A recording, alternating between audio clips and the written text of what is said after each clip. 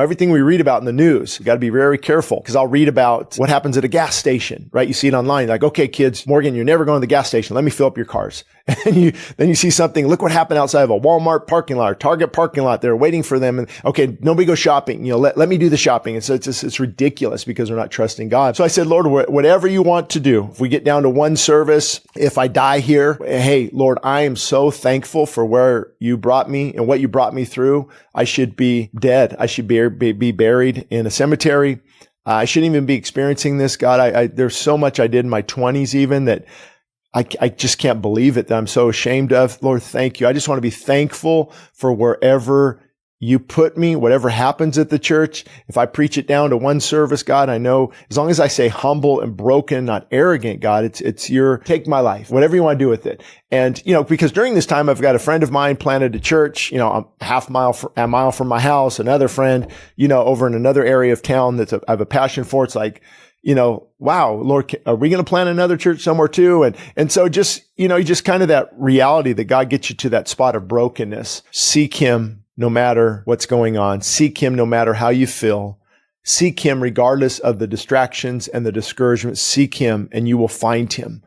And so through all this, what I love is I never lost my way to the altar necessarily, walking away in regard to character and godly disciplines and things just the role of pastor. Every morning, putting on worship and just pressing in, God, I don't feel like it, but Lord, I'm going to seek you with all of my heart. And just that pursuit turned into a passion. And it was interesting because I'm like, even though all this is happening, I love this relationship and I'm seeking you. It's almost like, if I could explain it in terms you might understand, it was almost like God was holding me through this challenge. It's like, son, I've got you. There's some things I need you to work on. And as soon as you work on them, this load will be lifted. And then I'd say, but Lord, I have this load and it's hard for me to do these things, especially in regard to health and fasting and things. But he was just kind of waiting for me. Those who wait upon the Lord also shall renew their strength. But I truly believe this. Often we're waiting on God, but could it be that he is waiting on you? That's a biblical principle. If we had time to break that one down, if you do this, I will do this. If you do this, I will do this. If you do this. And that word seek, I've talked about this before. The word seek it's not just like, oh yeah, I look for my glasses. No, it's like looking for your lost child. That is a type of seeking that the word breaks down into in the Hebrew.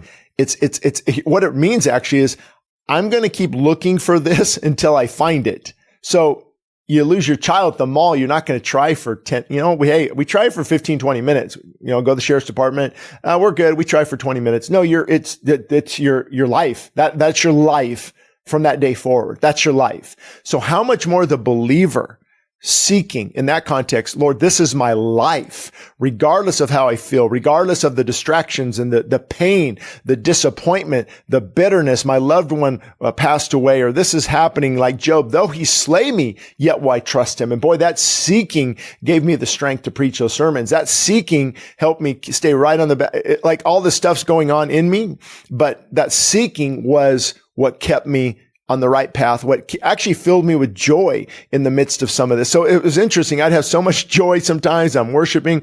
I just didn't want to go to church. I didn't want to preach. I didn't want to pastor anymore. It's like, I don't understand the dichotomy there, but it was very interesting. And of course, looking back now, I explained this in the last podcast. Once all this happened, God said, okay, it's like a reset, basically was a reset. Okay, now I want you to go, share a lot of this with other pastors. I'm like, well, how's that going to happen? And then I get an email, speaking engagement, down Southern California.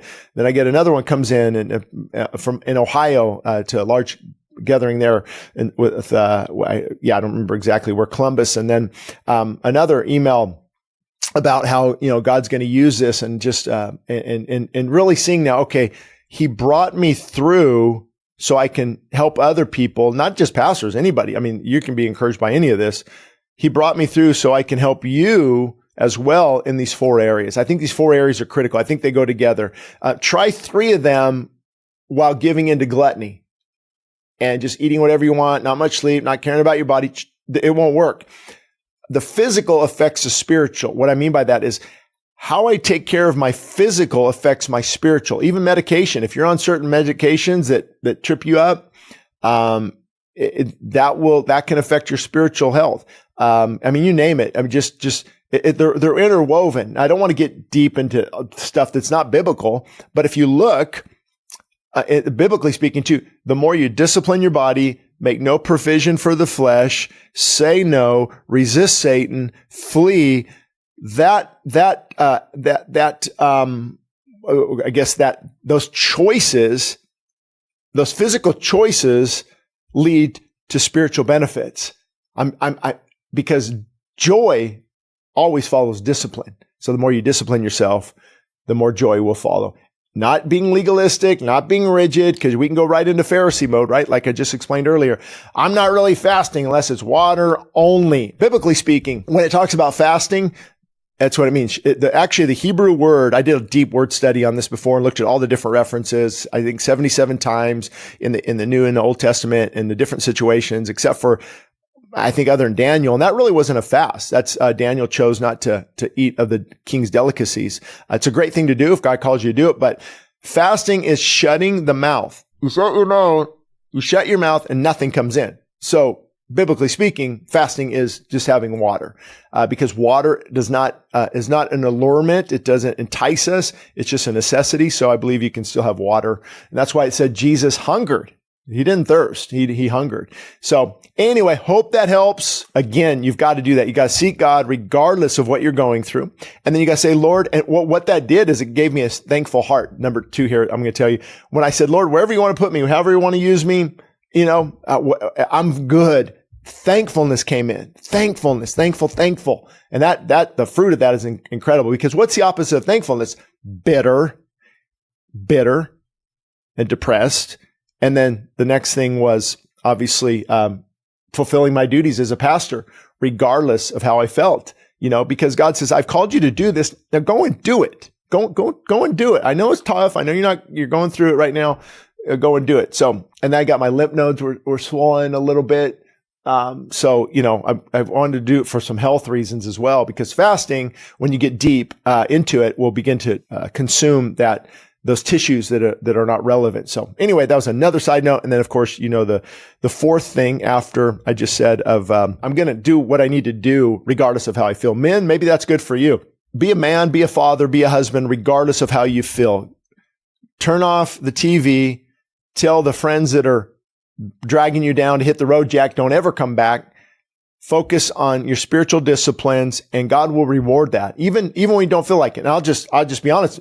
Most of the time, you're not going to feel like it. The fourth thing was getting that physical in check, getting those physical appetites under the discipline of the Holy Spirit.